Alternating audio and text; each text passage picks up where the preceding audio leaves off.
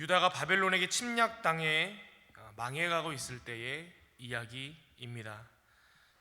요시야의 아들 중에 하나였던 여호야김이 유다의 왕이었을 때 이 바벨론으로부터 침공을 당했습니다. 그래서 유다 땅 가운데 이제 황폐함이 시작되고 사람들이 일부가 끌려갔습니다. 그리고 성전에, 하나님의 성전의 기물들도 일부 빼앗겼습니다. 바벨론의 침공이 좀 사그라들었을, 그 침공의 충격이 좀 사그라들 무렵이었을까요? 이 사람들 가운데 하나님의 말씀을 대언하는 사람들이 있었습니다. 그래서 말하기를, 이제 하나님의 징벌이 끝났습니다. 곧 회복이 있을 것입니다. 빼앗긴 성전 기물들도 다시 돌려받을 것입니다. 이제 하나님의 구원을 기다려야 합니다. 이렇게 말하는 사람들이 있었습니다. 그런데 동시에 그때 하나님의 선지자 예레미야도 또 다른 하나님의 말씀을 대언합니다. 아직 하나님의 징벌이 끝나지 않았습니다. 계속해서 자신을 낮추고 이 하나님의 심판, 하나님의 징벌을 받아야 합니다. 하나님이 징벌의 도구로 쓰시는 바벨론 왕의 멍에를 매야 합니다. 유다뿐만 아니라 주변 국가들 또한 다 마찬가지입니다. 이렇게 다른 말을 선포하는 선지자도 있었습니다. 여러분, 이 상황이 얼마나 복잡하고 미묘한 상황이었는지 우리가 미루어 짐작해 볼 수 있습니다. 우리가 유다의 백성이었다 그럴 때 여러분, 어느 것이 하나님의 음성인지 제대로 분별하실 수 있으시겠습니까? 예를 들어 우리가 일제 치하였던 시절을 겪지 않았습니까? 우리 민족이. 근데 당시에 어떤 사람들이 그러는 거예요. 하나님께서 우리 민족의 독립을 허락하셨습니다. 우리가 이 일본과 싸워서 이겨야 됩니다. 하나님께서 우리에게 능력을 주실 것입니다. 이렇게 말하는 사람이 있고, 또 한 사람은 그러는 거예요. 아닙니다. 지금 이 우리 민족이 어려움을 당하는 것은 하나님께서 우리를 치셔서 벌 주시는 것입니다. 우리는 이 징벌을 받아야 하고, 우리는 일본에 굴복해야 되고, 일본 천황에 절해야 합니다. 이렇게 얘기를 한 거예요. 여러분, 어느 게 하나님의 음성같이 들리십니까? 앞에 말이죠. 그렇지 않겠습니까? 지금 이제 유다 백성의 상황이 그랬다라는 거예요. 이 거짓 선지자들이 어떠한 연유로 이런 말들을 했는지 모르겠지만 유다 왕을 비롯해서 유다 백성들 모두의 마음이 그들의 말이 더 그럴싸해 보이고, 그들의 말이 더 하나님의 음성에 가까워 보이고, 그들의 말이 자기들의 마음과 더 부합하는 말씀이었다라는 것입니다. 여러분, 오늘날을 살 때도요, 실제로 이런 일들이 일어날 수 있습니다. 이러저러한 일들이 터질 때 도무지 하나님께서 저렇게 말씀하셨을 것 같지 않은데 왜 저 사람은 저런 말을 하지? 그런 경우도 있다라는 거예요. 많은 경우 이 예레미야가 당했던 것과 같이 그런 엉뚱한 소리를 하는 것 같은 사람들이 대개는 외면을 당하고 사람들로부터 핍박을 받고 손가락질 당하기 일쑤입니다. 여러분, 신앙생활을 하다 보면 우리가 이러한 일들이 일어난다는 것을 알기 때문에 어떠한 일이 일어날 때 쉽게 판단할 수 없겠구나, 어느 것이 하나님의 음성인지 분별하기 쉽지 않구나, 그런 생각을 하게 됩니다. 오늘 본문을 통해서 우리가 그런 상황을 만났을 때 어떻게 하면 좋을지 하나님이 주시는 메시지를 함께 받기를 원합니다. 첫 번째 주시는 메시지는 그거예요. 듣기 거북하더라도 혹은 실천하기 어렵더라도 그것이 하나님의 뜻이라 그러면 항복하는 순종이 살 길이다 라는 것입니다. 오늘 본문 12절에 그렇게 되어 있어요. 내가 이 모든 말씀대로 유다의 왕 시드기야에게 전하여 이르되 왕과 백성은 바벨론 왕의 멍에를 목에 메고 그와 그의 백성을 섬기소서, 그리하면 사실이라. 우리가 이 27장 앞부분에 어제 읽었던 본문에 그런 내용이 나와요. 하나님께서 예레미야에게 어떤 표적을 행할 것을 명령을 하시거든요. 그게 뭐냐면 멍에를 만들어서, 이 소가 밭갈 때 쓰는 그 멍에를 만들어서 예레미야가 자기가 목에 걸고 다니는 거예요. 상징적으로 표현하는 거예요. 이 구약시대 때 선지자들이 하나님의 말씀을 대언할 때 말씀으로도 대언했지만 행동으로도 하나님의 말씀을 증거했거든요. 하나님께서 그렇게 시키신 거예요.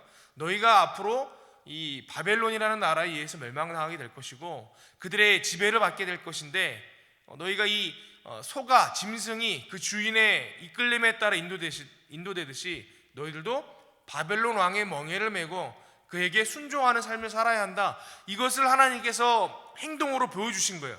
예레미야가 멍에를 메고 왔다 갔다 합니다. 거기서 그치는 것이 아니라 멍에를 여러 개를 만들어요. 시드기야 왕의 즉위식 때 많은 주변 국가들이 오지 않습니까? 모압도 오고 암몬도 오고 다 오는, 두로도 오고 시돈도 오고 그러는데 그 나라 사신들에게까지 멍에를 다 나눠주는 거예요. 이 사신들한테 선물로 그런 걸 주는 거예요. 예레미야가 다 멍에를 나눠주면서 니들 나라도 다 똑같아. 다 이 바벨론의 멍에를 메야 돼. 증거를 한 거예요. 이 예레미야를 사람들이 좋아할래야 좋아할 수가 없었겠죠. 그런 사건이 있은 이후에 오늘 이 12절에 지금 이 말씀을 하고 있는 것입니다. 내가 이 모든 말씀대로 유다의 왕 시드기야에게 전하여 이르되 왕과 백성은 바벨론 왕의 멍에를 목에 메고 그와 그의 백성을 섬기소서. 그리하면 사실이라. 이스라엘 백성, 이 유다 백성과 이 유다 왕 시드기야에게는 이게 하나님의 음성처럼 들리지 않죠. 설령 이 하나님의 선지자 예레미야를 신뢰하고 하나님께서 지금 우리에게 이런 말씀을 주시나 싶더라도 마음에 쉽게 동해지지가 않습니다.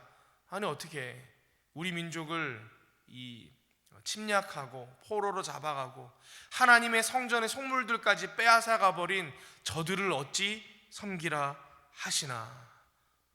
실천하기 어렵고 마음에 듣기에 거북한 일들이, 그런 말씀들이 있다라는 것입니다. 여러분 오늘날에도 그러한 일들이 일어납니다. 실천적으로 이 메시지를 적용해 본다 그러면 나의 본성을 하나님의 뜻에 항복해야 된다. 우리가 그렇게 이해할 수 있겠습니다. 한번 예를 들어 보겠습니다. 실제적인 예를 듣는 것이 우리가 도움이 되니까. 예수님께서 그러셨어요. 이 율법에 대해서 새롭게 해석을 하시면서 뭐라 그러시냐, 원수를 사랑하라 이렇게 말씀하셨단 말이에요. 우리 다 아시죠? 원수를 사랑하라 그랬어요. 근데 여러분 이 원수를 사랑하라는 말이 어렵다고 느끼시는 분들이 사실 잘 없어요. 우리 예수님 정말 멋진 말을 하셨다. 그 어떤 성인도 그 어떤 종교 지도자도 원수를 사랑하라는 말 같은 말은 한 적이 없는데 우리 예수님 참 멋있다. 우리 예배 가운데 설교 중에 원수를 사랑합시다 그러면 아멘 그럼 마음으로 받는단 말이에요. 그런데 이 원수라 그럴 때 저 멀리 있는 어딘가에 있을지도 모르는 원수, 그렇게 생각하기 때문에 우리가 편안하게 받는지도 모르겠어요. 당장 우리 옆에서 함께 신앙생활하는 이 교회에서 나에게 상처 주었던 저 이권사, 그죠? 올 때마다 나를 째려보는 저 김집사, 이런 사람들은 용서가 안 돼요. 여러분 그렇죠? 마음에 원수를 사랑하라 그러면 마음에 감동은 되는데 나의 신앙생활 가운데 부딪히는 관계에 문제를 일으키는 그 사람들은 용서가 안 되는 거예요. 사랑이 안 되는 거예요. 여러분 하나님께서 왜 교회 공동체를 허락하셨느냐? 여러분 그게 훈련이 필요하기 때문에 공동체를 허락하신 거예요. 이 땅 가운데 우리가 왜 교회 공동체라는 모임으로 예수 믿는 사람들이 모여 있어야 합니까? 하나님 말씀을 실천할 자리가 있어야 될 거 아니에요. 내 옆에 있는 형제 자매도 사랑하지 못하는데 우리가 원수를 사랑할 수 있겠습니까? 하나님께서 그렇게 교회 공동체를 허락하셨어요. 그런데 교회 공동체 속에서 하나님의 말씀을 받고 살아가는데 우리가 압니다, 마음으로. 그런데 막상 내가 나를 힘들게 하는 그분을 용서하고 사랑하려고 그러면 마음에 불편함이 있는 거예요. 원수를 사랑하라 그러면 아멘 그러는데 네 괴롭히는 그 이권사를 사랑해라 그럼 아멘이 안 나온단 말이에요. 여러분 무슨 말씀인지 아시겠죠? 하나님의 말씀이 분명하다 그러면 혹 그 말씀이 우리의 본성을 거스르고 듣기 거북한 말씀이라 할지라도 여러분 거기에 항복하는 순종이 믿음의 사람으로 하여금 살게 한다라는 거예요. 여러분 쉬지 말고 기도하라 그렇게 또 사도 바울을 통해서 하나님께서 말씀하셨습니다. 한국 교회가 어떻게 했어요? 이 쉬지 말고 기도하라를 실천하려고 하다 보니까 지금 우리가 이 모여서 예배한 이 시간과 같은 새벽 기도의 자리를 만든 거예요. 여러분 낮 기도 이름 쉬지 않고 기도할 수 있겠습니까? 낮에는 일 많잖아요. 저녁 기도 어떤 분들은 그래요. 이 새벽에 일어나기 힘든데 저녁에 나와서 기도하면 안 됩니까? 말은 맞아요. 좋습니다. 그런데요 저녁에는 뭔가 일이 많아요. 약속도 많고 만나야 될 사람도 많고 그러다 보면 매일매일 빠지지 않고 정기적으로 쉬지 않고 기도가 안 되는 거예요. 우리 신앙의 선배들이 그러면 언제가 가장 방해받지 않고 고정적으로 꾸준히 기도할 수 있는 시간일까? 새벽인 거예요. 왜요? 나만 일어나면 되잖아요. 새벽에 약속 잡는 사람 있습니까? 없어요. 5시 약속 잡는 경우는 잘 없어요. 우리가 새벽에 그래서 나올 수 있는 것입니다. 그래서 이 쉬지 말고 기도하라를 실천하기 위해서 새벽 예배를 만들어 놓은 거예요. 그래서 이 새벽 예배가 습관화가 되면 우리 삶에 영적인 유익이 있어요. 그런데 여러분, 은혜를 받고 하나님 앞에 더 나아가기 위해서 내가 새벽 제단을 쌓아야겠다, 새벽 예배를 드려야겠다, 하나님 말씀이 내 마음으로 들어왔습니다. 그런데 그게 습관화가 돼야 되는데 우리 마음 가운데 이게 쉽지가 않잖아요. 이게 뭐 농경사회도 아니고 옛날에야 새벽에 반일 나가야 되니까 일어나서 기도하고 갔대지만 오늘날 그게 쉽습니까?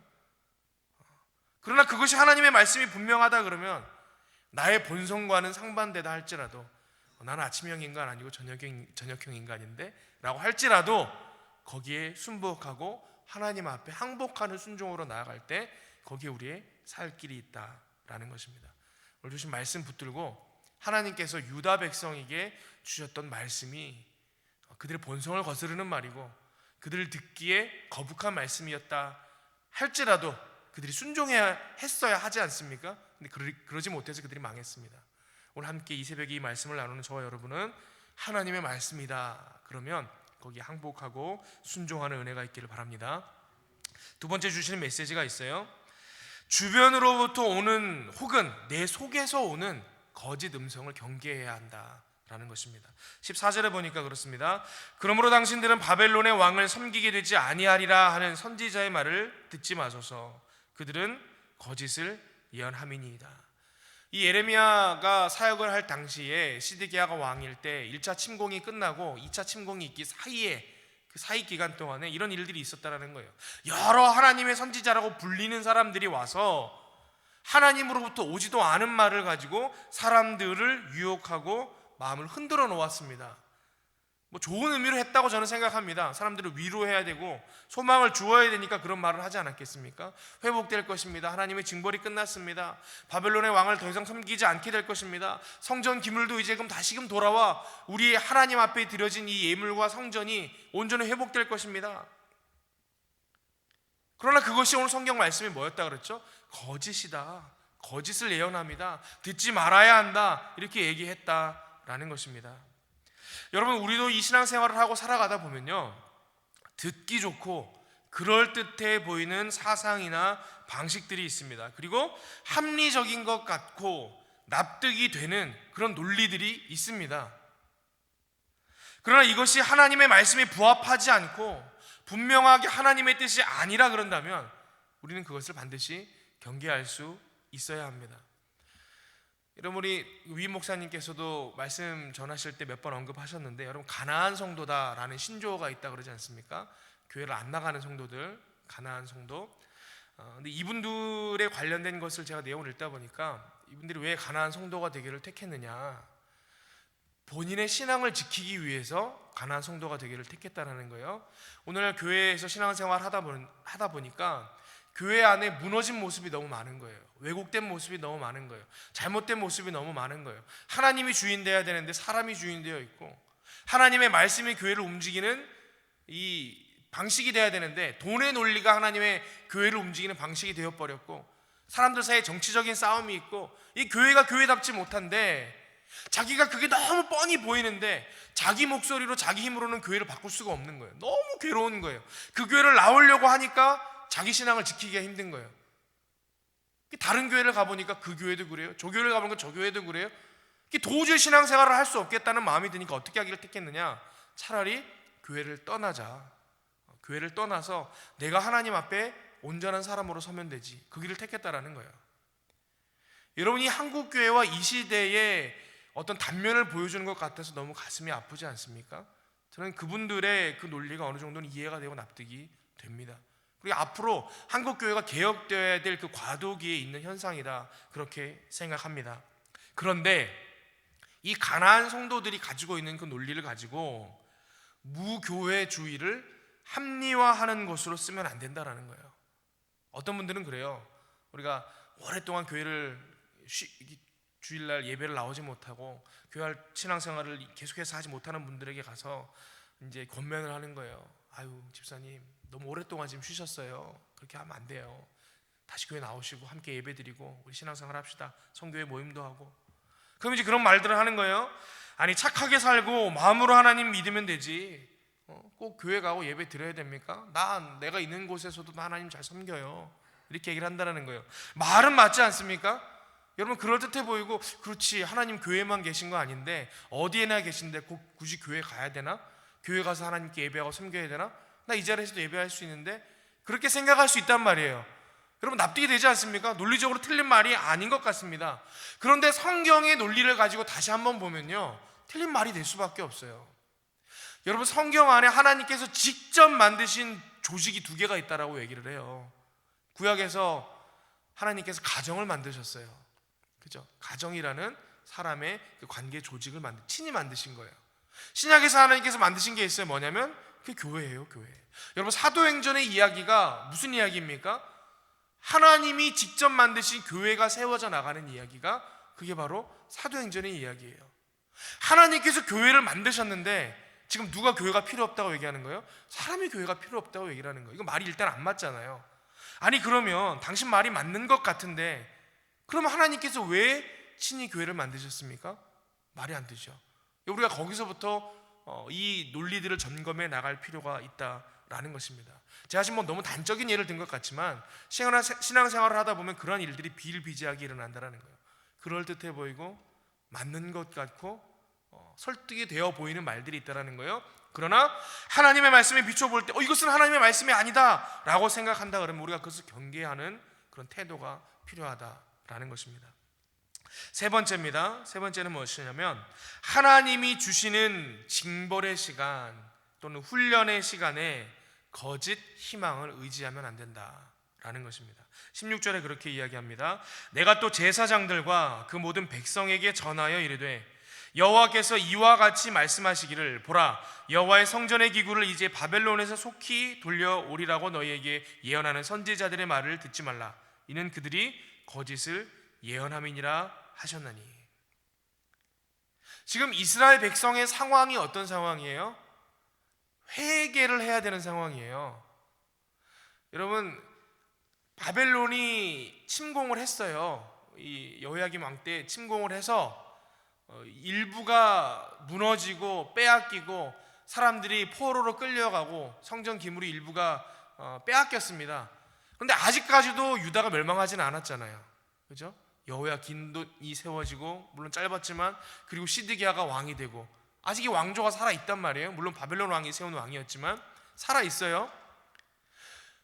그 가운데 하나님께서 남은 자를 통해서 회복시키신다 그랬으니까 그 말씀 붙들고 거기서 그 징벌의 시간을 달게 받았어야 됩니다. 그들에게 주어진 회개의 시간이었다라는 거예요. 하나님, 우리 민족이 우상을 섬기고 하나님을 떠나 살았습니다. 회개했어야 되는데 주변에 헛된 희망의 음성이 들린 거예요. 아니야, 그 징벌 이미 다 끝났어. 이제 회복될 거야. 너희들 괜찮아. 바빌론 왕 섬기지 않아도 돼. 우리 마음을 무너지게 했던 하나님의 성전이 무너지고 그 기물들이 빼앗겼던 것들 다 돌아오게 될 거야. 여러분, 절실한 회개가 필요한 상황임에도 헛된 소망으로 인해서 우리 회개의 기회를 잃어버린다 그러면, 여러분, 그건 소망과 희망이 아니고 뭐예요? 절망입니다. 재앙입니다. 실제적인 예를 들어보면 그래요. 우리가 교회 생활을 하다가 실수할 때가 있지 않습니까?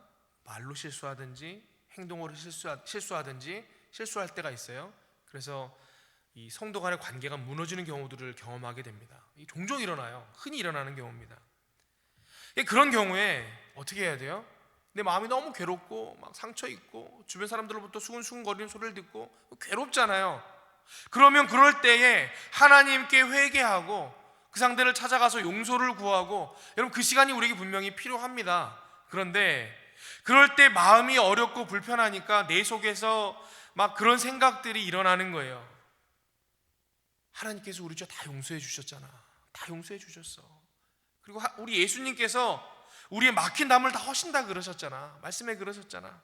그래, 괜찮아. 하나님께서 다 회복시키실 거야. 그런 마음이 속에서 일어나는 거예요. 왜요? 내가 가서 미안하다 그러는 게 힘드니까. 죽기보다 싫거든. 그러니까 마음속에서 자꾸만 그런 음성이 들리는 것 같은 생각이 드는 거예요. 그래서 그 믿음을 가지고 그냥 넘어간다 그러면 여러분 이스라엘 백성, 유다 백성과 똑같은 거죠. 거짓 희망을 의지하는 것과 똑같습니다. 하나님이 주시는 마음이 아니에요. 우리를 무너뜨리는 마음이고 우리를 죽음 가운데로 몰아넣는 재앙의 음성이다라는 것입니다. 그렇다 그러면 여러분 우리 인생 중에 여러 가지 중요한 순간을 만났을 때 지금 오늘 본문 말씀이 말은 맞는 것 같은데 아직까지도 여전히 헷갈려요. 우리 마음을 흔들어 놓고 우리에게 들려오는 여러 가지 그런 헷갈리는 음성들이 있지 않습니까? 우리가 그것이 하나님께로부터 온 것인지 아닌지 어떻게 분별할 거냐라는 거예요. 여러분 분별하실 수 있겠습니까? 예레미야가 활동하던 시대, 구약 시대에는요 분명했어요. 하나님의 음성을 듣는 통로가 어디였어요? 선지자를 통해서 들었어요. 선지자를 통해서 들어야지만 하나님의 음성이었습니다. 오히려 구별하기 쉬웠습니다. 근데 오늘날에는 하나님께서 선지자를 통해서 말씀하시지 않잖아요. 우리에게 어떤 것을 주셨어요? 성경을 주셨어요. 오히려 더 분명합니다. 그렇죠? 성경을 주셨다라는 거예요. 우리가 성경 시대를 살아가는 우리에게 이 도구로 주신 성경을 통해서 그것이 하나님의 말씀으로부터 온 것인지 아니면 다른 것으로부터 온 것인지 우리가 분별할 수 있어야 한다라는 거예요. 그래서 여러분 하나님의 음성인지 아닌지 확인할 때 여러분 늘 그 기초를 두셨으면 좋겠습니다. 이 내 마음을 흔들어 놓는 이 주변의 소리 혹은 내 내면의 소리가 나의 욕심에 부합하는 것인지 아니면 하나님의 성경의 기초에서 하나님의 뜻을 이루고자 하는 것인지 그 두 가지를 놓고 여러분 저울을 대보면요 많은 경우 하나님의 음성을 제대로 들을 수가 있습니다. 제가 단적인 예를 한번 들어보겠습니다. 예를 들어서 교회 봉사를 오랫동안 한 거예요. 오랫동안 했어요. 근데 이제 힘들어요. 그래서 마음에 좀 쉬어야겠다 이런 마음이 들기 시작을 했습니다. 그런 마음이 들다 보면 사람들이 스스로 자기 마음에 어떤 마음이 들어요? 이 쉬어야 되는 이유를 찾잖아요. 사람이 그렇게 돼 있거든요. 그러니까 이제 그 마음속에 막 여러 가지 생각이 들다가 이제 왜 권사님 이제 그만하고 쉬시려고 그래요? 그럼 이제 이야기하는 거예요. 나도 이제 나이도 많이 들었는데 내가 있으니까 젊은 사람들이 못 오잖아. 젊은 사람들이 이제 교회에서 일할 수 있도록 내가 자리를 비켜줘야지. 그러면서 나오는 거예요. 맞을 때도 있겠죠. 그러나 여러분 그 마음을 한번 들여다보면 제가 예를 드는 거예요. 그런 마음이 들 때 여러분 지금 그 음성이 하나님으로부터 온 것인지 성경 말씀에 기초된 것인지 아니면 내 마음에서 온 것인지 여러분 쉽게 분별이 가능합니다. 그렇죠? 여러분 성경에 늙어서 쓰임 못 받은 사람이 있어요? 그런 경우가 없어요. 늙었음에도 불구하고 쓰임 받은 경우가 나오지 늙었다고 하던 일에서 은퇴하는 경우는 잘 없었어요. 성경에 그런 예는 잘 없습니다. 하나님께서 쓰시고자 하시면 능력 없는 자도 능력 있는 거고 육신에 연약한 자도 더 강건한 자보다 크게 쓰임 받는 거예요. 전혀 성경적인 논리가 아니에요. 그럼 그런 마음에 드는 맞는 말인 것 같지만 그 마음에 그런 음성이 들려오는 것은 어디서부터 온 확률이 높은 거예요? 내 욕심에 부합한 생각일 확률이 훨씬 높은 거예요. 제가 지금 단적인 예를 든 것입니다. 여러분 우리가 이 교회에서 신앙생활을 할 때에 여러 가지 선택지에 놓여 있을 때 여러분이 그 두 가지를 잘 비교해 볼 필요가 있어요. 많은 경우 맞는 말인 것 같고 은혜가 되는 말인 것 같고 소망이 되는 말인 것 같은데 그게 내 욕심으로부터 나오는 그런 음성일 확률이 높다라는 것입니다. 우리가 하나님 앞에 오늘 말씀을 통해서 이 시대를 살아갈 때에 믿음의 사람들이 무엇을 경계해야 하는지를 다시 한번 이 새벽에 받았습니다. 이 말씀 붙들고 하나님의 음성인지 온전히 확인하고 그리고 그것이 하나님의 음성이다 그러면 항복하는 순종으로 나아감으로 우리 유다 백성과 같이 멸망의 길을 걷는 것이 아니라 하나님 앞에 살아나는 소망의 길을 걷는 저와 여러분들 되시기를 바랍니다. 함께 기도하겠습니다. 아버지 하나님, 이 새벽에도 우리를 부르시고 하나님의 음성을 듣게 하시니 감사함을 드립니다. 우리 하나님 말씀 붙들고 순종하며 나아가는 믿음의 백성 되길 원하오매 듣는 귀를 허락하시고 하나님의 마음을 온전히 분별하는 영의 눈을 뜨게 하사 하나님 말씀하실 때 온전히 하나님 말씀으로 듣고 마음으로 붙들게 하시며 순종하게 하여 주시옵소서. 예수 그리스도의 이름으로 기도하옵나이다. 아멘. 자유롭게 기도하시다가 돌아가시겠습니다.